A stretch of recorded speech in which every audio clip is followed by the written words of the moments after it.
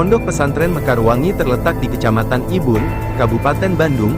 Pesantren ini dikenal sebagai salah satu lembaga pendidikan berbasis Islam yang cukup disegani di daerah tersebut. Santri yang belajar di sini berasal dari berbagai daerah, dengan sistem pendidikan yang menggabungkan ilmu agama dan pendidikan formal.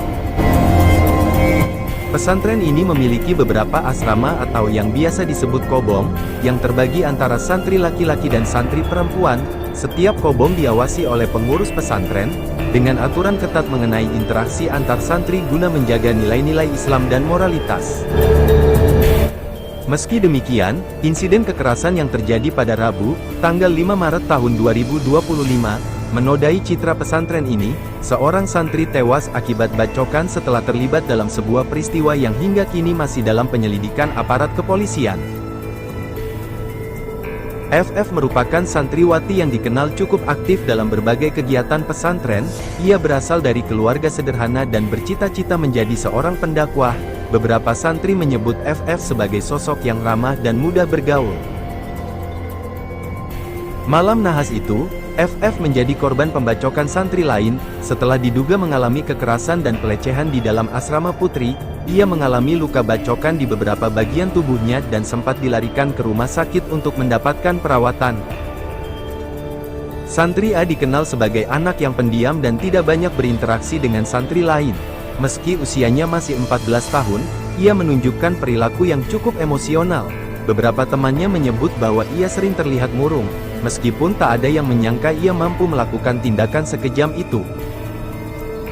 Malam itu, A diduga menyerang FF dengan celurit. Setelah kejadian, ia melarikan diri sebelum akhirnya ditemukan oleh santri lain dan mengalami serangan balasan dari santri FH. FH adalah santri senior yang sudah cukup lama mondok di pesantren Mekarwangi. Ia dikenal sebagai sosok yang peduli terhadap sesama santri dan sering menjadi tempat curhat bagi adik-adik kelasnya. Ketika mengetahui FF menjadi korban kekerasan, FH yang masih terbakar emosi langsung memburu A dan menebasnya dengan golok. Serangannya berujung fatal, menyebabkan A meninggal dunia setelah sempat mendapatkan perawatan medis.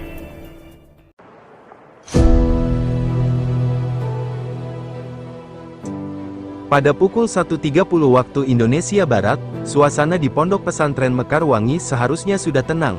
Namun, sebuah jeritan dari kobong putri membangunkan para santri yang tengah tertidur. Jeritan itu begitu nyaring, hingga beberapa santri laki-laki ikut terbangun dan bertanya-tanya apa yang terjadi. Seorang santri yang mendengar kegaduhan itu segera menuju kobong putri. Saat ia sampai di sana, pemandangan yang mengerikan langsung menyambutnya. FF tergeletak bersimbah darah dengan 5 luka bacokan di tubuhnya, sementara A berdiri di dekatnya, masih menggenggam celurit. Melihat situasi yang makin kacau, A langsung melarikan diri. Sementara itu, santri lain segera memberikan pertolongan kepada FF dan membawanya ke rumah sakit dalam kondisi kritis. Tak lama setelah FF dibawa ke rumah sakit, FH yang mendengar kejadian ini langsung mencari keberadaan A dengan membawa golok. Ia menyusuri jalan pesantren hingga akhirnya menemukan A yang sedang bersembunyi. Tanpa pikir panjang, FH menyerang A dengan golok yang dibawanya. Sabetan golok itu mengenai beberapa bagian tubuh A hingga membuatnya tersungkur bersimbah darah. Setelah peristiwa tersebut, para santri yang ada di sekitar lokasi segera membawa A ke rumah sakit untuk mendapatkan pertolongan. Namun, sekitar pukul 6 waktu Indonesia Barat, dokter menyatakan bahwa A meninggal dunia akibat luka parah yang dideritanya. Kapolsek Ibun, Ibtu Deni Forcahyanto, membenarkan bahwa pihaknya menerima laporan mengenai kejadian ini pada Rabu pagi. Polisi langsung mendatangi lokasi untuk mengumpulkan bukti dan meminta keterangan dari saksi-saksi yang ada di pesantren. Kami mendapatkan laporan adanya insiden kekerasan yang melibatkan santri di salah satu pesantren di Desa Mekarwangi. Kasus ini langsung kami tangani bersama Satreskrim Polresta Bandung, ujar Deni. Pihak kepolisian segera mengamankan FH yang menyerahkan diri ke Polsek Ibun. Polisi juga mengamankan barang bukti berupa celurit yang digunakan A untuk menyerang FF serta golok yang digunakan FH untuk menyerang A. Hasil penyelidikan awal kepolisian menunjukkan bahwa A diduga berencana melakukan tindakan pelecehan terhadap FF. Dugaan ini diperkuat oleh keterangan beberapa saksi yang menyebut adanya indikasi bahwa A telah mengincar FF sebelumnya. Dari hasil pemeriksaan saksi-saksi, kami menduga bahwa santri A awalnya hendak melakukan perbuatan yang mengarah pada pelecehan terhadap korban FF. Namun, korban melawan, sehingga terjadi perkelahian yang berujung pada pembacokan, jelas Denny.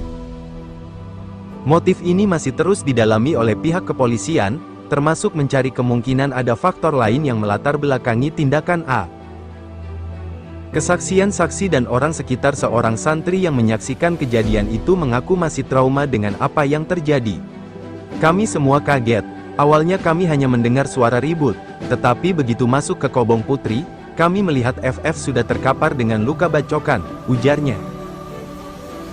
Sementara itu, salah satu pengurus pesantren menyatakan bahwa selama ini A tidak menunjukkan tanda-tanda sebagai anak yang agresif. Dia pendiam, tidak banyak bicara. Tapi kami memang sering melihat dia menyendiri. Kami tidak menyangka dia bisa melakukan hal seperti ini, kata seorang ustaz yang mengajar di pesantren tersebut. Keluarga korban dan pelaku juga menyampaikan keterkejutan mereka. Orang tua A mengatakan bahwa anak mereka selama ini tidak pernah menunjukkan perilaku kasar di rumah. Kami benar-benar tidak menyangka, anak kami tidak pernah berbuat hal seperti ini sebelumnya, ujar ayah A dengan mata berkaca-kaca. Sementara itu, keluarga FF meminta keadilan bagi anak mereka. Kami hanya ingin keadilan ditegakkan. FF adalah anak yang baik.